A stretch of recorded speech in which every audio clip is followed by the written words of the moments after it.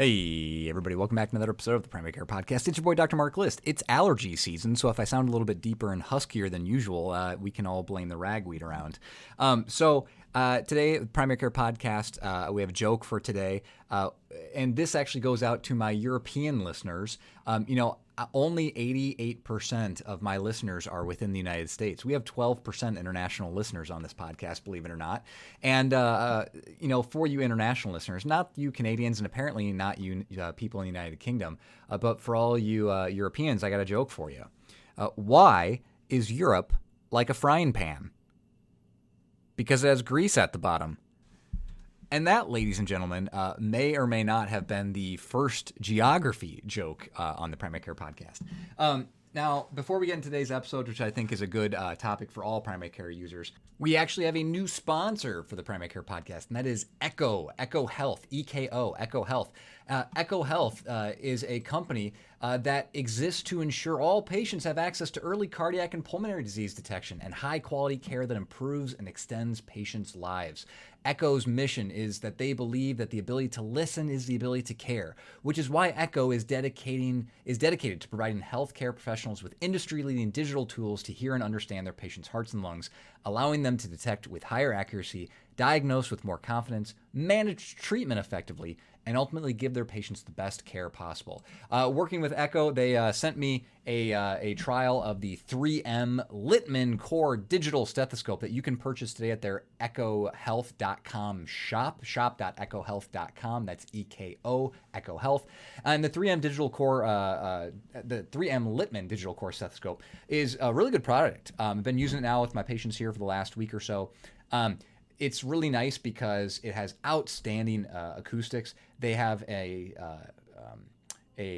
on and off switch right on the shaft of the stethoscope, really good microphone controls, and so you can hear with really good accuracy if you need to dial up the volume or dial down the volume. It works really well. When paired with the Eko app, the Littmann stethoscope becomes even smarter, using their AI technology to diagnose murmurs and assist you with abnormal heart sounds in seconds. This is actually a really cool app, free on any of the download app stores, and really seamless paired with my device, really easy to set up. Overall, very impressed by the product. It's really good.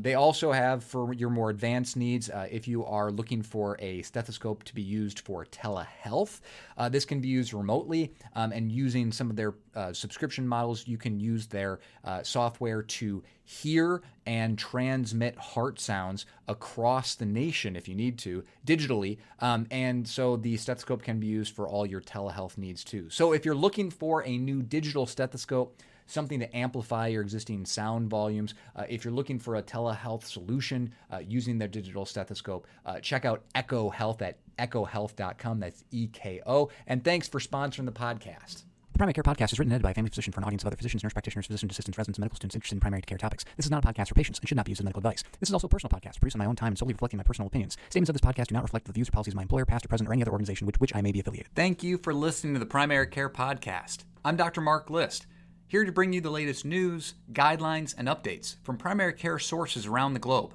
Keeping it under 15 minutes long because you're in a hurry and I'm not that smart. Well, welcome back to the podcast. Pod girls, pod boys, pod people. It's your pod doctor, Dr. Mark List, coming at you today with another episode of the Primary Care Podcast from my office here in between patients.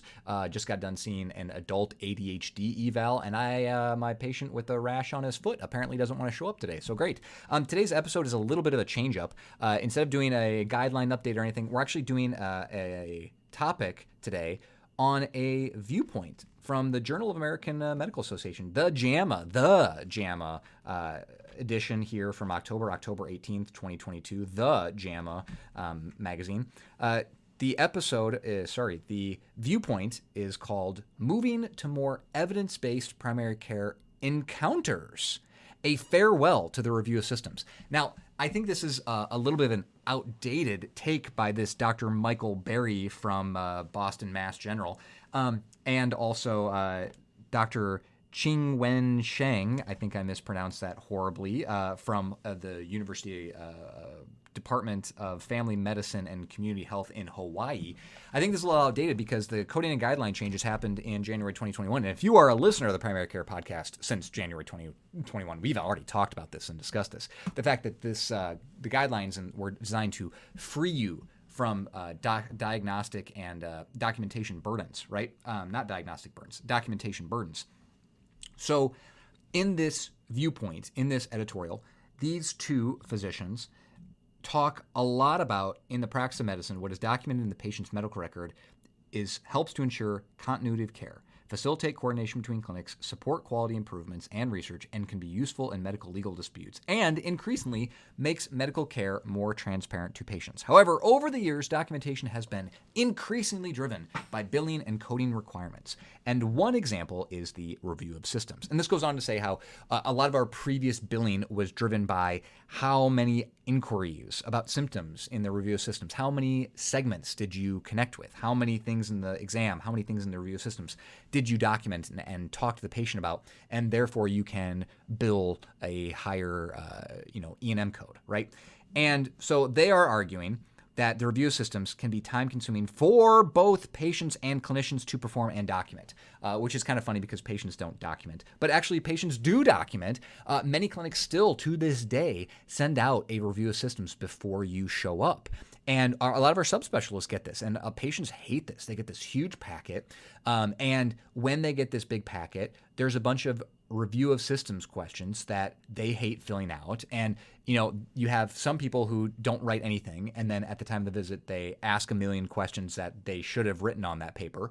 And then in the other extreme, you have people who write literally everything that has ever been wrong with them in any of those review of systems questions, right? Oh, once in second grade, I had chest pain. Does that count, right? 3 weeks ago, I was running and my foot hurt while I ran. Right. So there are lots and lots and lots of issues with the review of systems, right? And it's really time consuming. I have not asked a full review of systems basically since residency. And going forward with the new coding and guideline changes, I'm unlikely to do so. But this article really focuses on the fact that in primary care, everything that we should be doing should be evidence-based, right? And in this article, they talk about how in their own practices, these physicians note that they are still having patients fill out review systems, right? It is still part of their clinical care.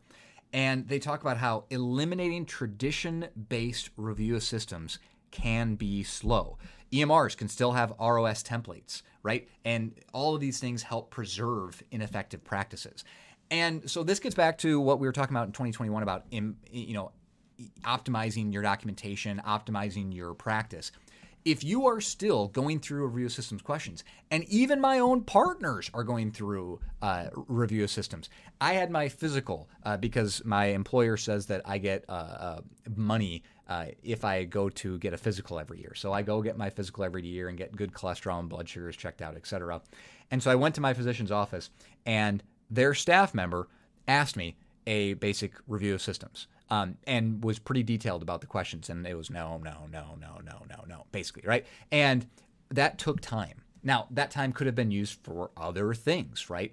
And those are things that then you have to document. And yeah, a lot of us have quick text or, dot phrases or auto text that automatically insert normal ROSs. But if anybody has anything abnormal at ROS, they take time to go back through and document positives and negatives. And also then because it's not necessary or relevant to what you're talking about, it's note bloat, right? It adds more confusing, unnecessary data that should just be in the HBI relevant to what you're talking about. So in this article, they say, the critical question is, how in a practice can you de-adopt the ROS, and what should replace it using in care, right? What should improve care using the time saved, okay? And they go into some details, and I'm not going to bore anybody in, but basically they talk about how removing the pieces of primary care that are not evidence-based, right? When the patient comes in for something, asking completely unrelated questions is not evidence-based, right?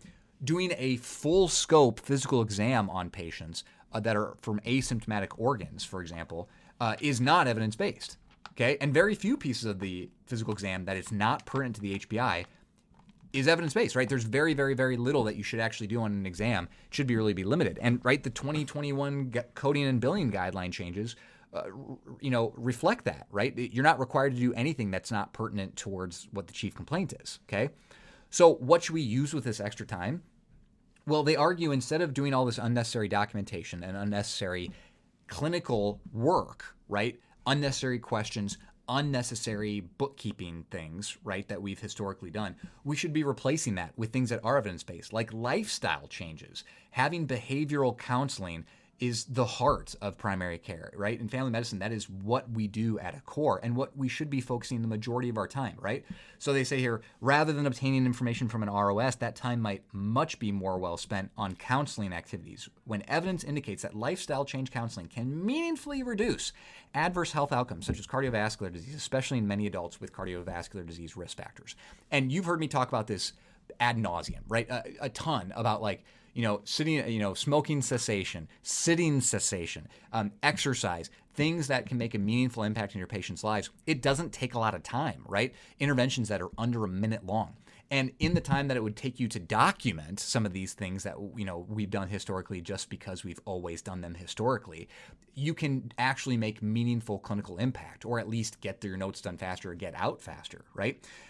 Making time for shared decision-making, right? One major thing that the USPSTF has emphasized in the past several guidelines is the importance of shared decision-making for preventative care, right? I like to have conversations about the pros and the cons of mammograms, of Cologuard versus colonoscopy, and the timings of such, right? The different lab tests that we could possibly do, right? In the last episode, not the last episode that we did on the podcast, but the episode before that, we talked about that blood cancer test, right? There's going to be some really tricky cancer screens in the future. What are the pros and the cons? Let's make this decision together. That takes time to have those conversations, right? And time that we're spending on other things, these authors argue, get rid of the unnecessary stuff in your clinic encounter. Get rid of those unnecessary questions. Get rid of those unnecessary physical exam maneuvers. Focus your time on behavioral counseling, lifestyle changes, and shared decision-making for preventative care, right? And then they talk about, again, they go into the same thing that I've pitched for a long time, less is more, such as certain elements, so other tradition and reimbursement-based work, such as certain elements of the physical exam and addressing asymptomatic body parts and organ systems should also be considered candidates for de-adoption. And, gratuitous lung auscultation time could be saved when patients offer no pulmonary symptoms, right? So there are things that people have always done because they've always done them, and it's part of what people think are a healthy exam, right? Having their patients get completely undressed to, look at their knees. I don't know what people have all their patients get completely naked for absolutely no reason. That's time spent that the patient wouldn't need to do, and that you didn't need to wait for them to get undressed and could improve your clinic workflow, etc. And so I will just read their concluding paragraph because I thought it was really good. New regulations simplifying documentation of services for billing should allow for reconsideration of how time is spent in primary care visits and what really needs to be documented. An initial approach should be to consider de-adopting. Oh, I love that term, de-adoption. I love it. Make things efficient, trim down these appointments, trim down what we're doing clinically to what's relevant. So an initial approach should be considering de-adopting the ROS and then carefully considering what other tradition and reimbursement-driven care should be or could be de-adopted in favor of more evidence-based care. Time spent on the delivery of proven preventative services, including behavioral counseling as well as shared decision-making to ensure that patient preferences as well as best evidence are incorporated in decision is how we should be spending our time. Thereby, the change in regulations could result in more evidence-based primary care and better health outcomes. God bless this editorial. I love things that are completely reinforcing my biases and my existing opinions. I love it. I'm going to stay in this echo chamber and ignore any other viewpoints. I'm going to stay in this viewpoint because it supports my viewpoint. So God bless you, Dr. Barry and Dr. Shenwang Shen. Again, I'm mispronouncing that. I apologize. Feel free to email me with the correct pronunciation if you're one of my listeners. But again, very, very another push from other people other than me, pushing you to slim down your practice. Less is more.